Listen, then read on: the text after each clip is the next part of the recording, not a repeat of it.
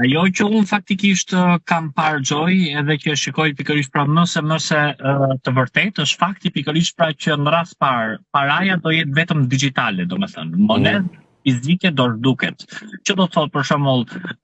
nëse më përpara para shumë vitesh bëhej tregti me anë të florinjve apo e të tjera gjëra, sot domethënë ekziston paraja fizike. Në një të nesërme të afërt, siç ka hyrë vazhdimisht, nuk do ekzistojë më ajo paraja fizike, por që çdo gjë do jetë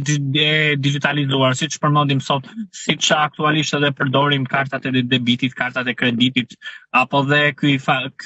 koncepti Bitcoinit që ka dalë, domethënë, ku në disa vende është miratuar, disa vende jo. Pra po shikojmë pikërisht pra ja marrim rastin e Suedisë, një ndër vendet më të zhvilluara të teknologjisë, domethënë si në shëndetësi etj, që Suedia pothuajse vetëm në Stockholm, që është ajo se mund të themi kryeqyteti dhe ka shumë turistë, domethënë, Suedia unë vetë kam pikërisht pra nga eksperienca ime, Suedia është një vend që përdor vetëm paranë digjitale. Që do të thotë pikërisht pra, po marrim një rast konkret, para bëhet fjalë në 2018,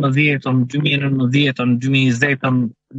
ka qenë ajo periudhë që unë kam jetuar atje, ishte pamundur pikërisht që të lejë një telefon kesh, patjetër që ta blej me kartë, domethënë ishte nonsense, ishte domethënë nuk e pranoshim paranë fizike. Kështu që unë mendoj logjikisht vendet të cilët janë të zhvilluara këto edhe kanë futur.